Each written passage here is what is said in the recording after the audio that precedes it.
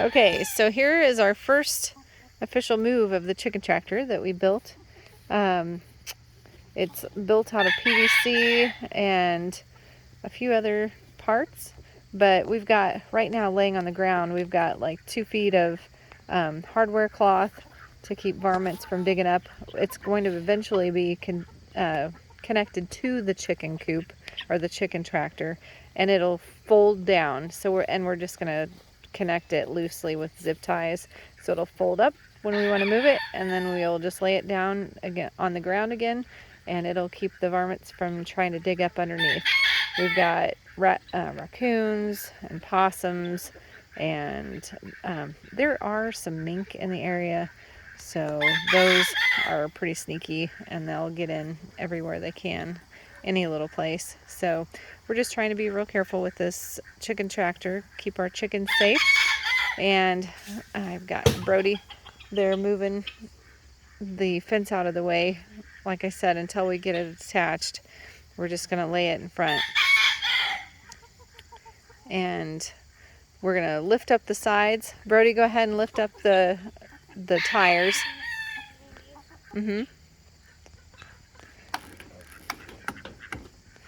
So they'll hook underneath the bracket there that we made.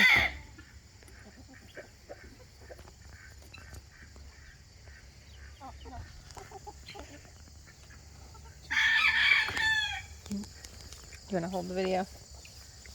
Here, I'm going to have Brenner hold the video, and I'm going to go do the other tire.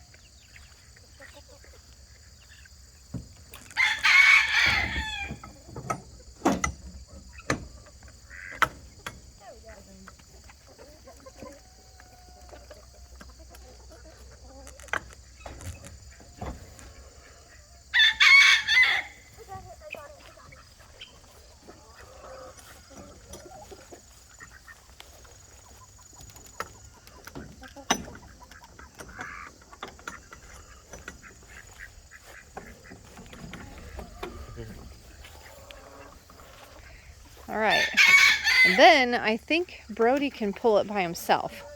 Oop, we got an escapee, our little mallard. All right, go ahead and try to pull it, Brody. We did put the chicken feet up toward the front. Well, let's make sure we don't run over any chickens. This is our first attempt here. Oop. Go slow, Brody.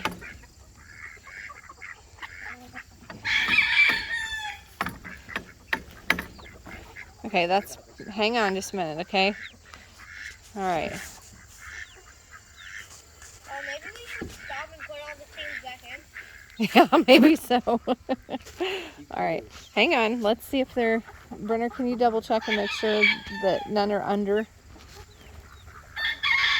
Yeah, Brian, that one's a very friendly one. So the reason we have the chicken coop, the chicken tractor, is to keep these guys safe. We have some dogs that I don't trust around here that will kill them if they're loose, and also lots of hawks and bald eagles.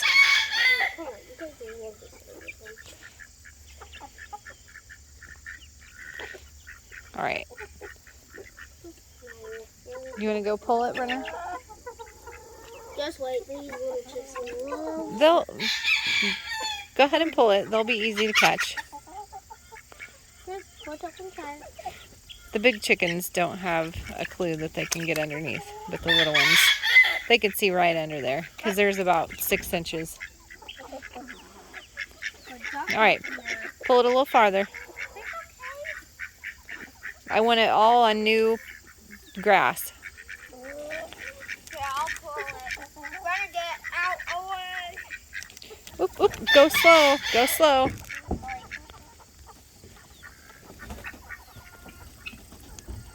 All right, that's all fresh grass. Now we're gonna lower the wheels. Brody, go ahead and lower the front wheels. Make sure no chickens are under there.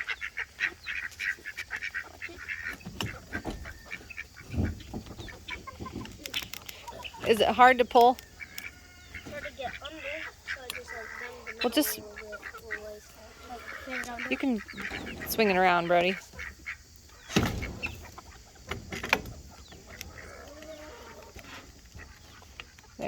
All right, we lowered the front. Um, Now we're gonna lower the back side. Make sure there's, it's loose. We need to tighten it up. Make sure there's no chickens underneath.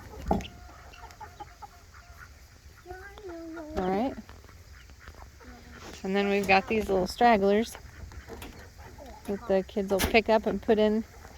I'll show you the back side. We'll give you the tour. The 10-cent tour. So we used this corrugated plastic PVC for the enclosure on the inside. We were trying to find something that was light, and that's what we came up with. Lots of zip ties to hold this thing together. People who live in more, I guess, severe climates, this may not work for, but for Indiana where we are, it should work out fine. So we made a PVC roost here. My husband's design. There, you can stay on this one. So you can get down. You too. Y'all are pretty small. Yep. And then over here to the right, we've got our nesting boxes, or rather nesting buckets. And we're gonna actually end up buying some lids, and we'll cut them in half, and they'll go on the front, on the bottom half, and that will help keep all the bedding and eggs inside. Oh my gosh. Because the bedding is not staying in very well. The chickens hop in there and kick it all out. So that'll help a lot. And then there's their little door, which does have the ability to be closed from the front. There's one back there too. Alright. I'm going to take you around on the other side.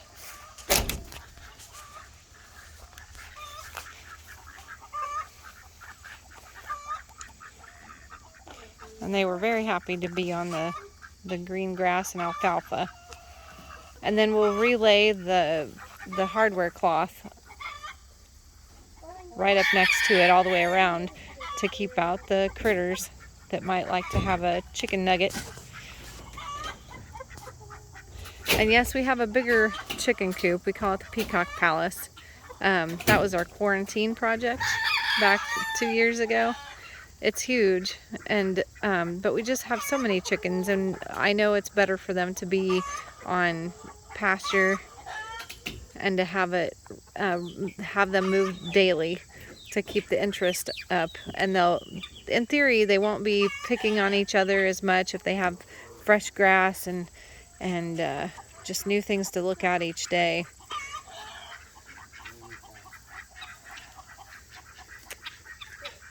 So this is our chicken tractor, and we did find, we bought this actually as a shell from friends of ours who had found the design online on YouTube. He made it pretty close to the specs, and I'm going to show you how the feeders work at a later date. I don't have them installed yet.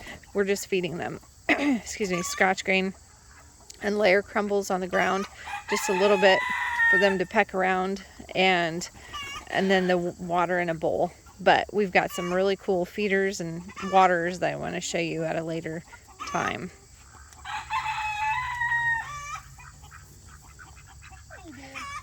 But these guys are all happy.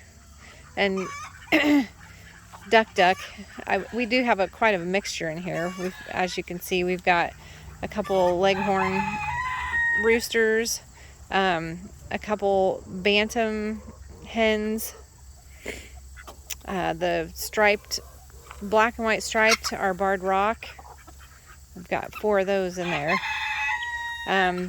There's 3 little chicks, and they're kind of a mixture because I think the rooster, the leghorn rooster, was probably the dad, and I'm not quite sure about what the mom was, but anyway, they look like they're going to be a nice meat bird when they grow up. Yeah, meat and egg. We don't tend to do all meat bird, which the Cornish crosses are known for. They were just so kind of smelly, so we just opted for like a dual purpose meat bird, good layer, and layer birds. So there's a Rhode Island. I don't think, I think those are black Marin or Marin. Anyway, they lay the most beautiful eggs. They're nearly chocolate covered, or not chocolate covered, chocolate colored eggs that you've ever seen. They're beautiful. And then we've got a couple Easter eggers in there as well. And then we've got Duck Duck, our mascot. He was a duckling that followed somebody home after a big storm, so he was kind of orphaned and they couldn't keep him, and so he ended up here, and he's got a thing for one of our peahens, but we've also got 3 other ducks that have formed a gang in the Peacock Palace, and they don't like him, so he's out here with the chickens.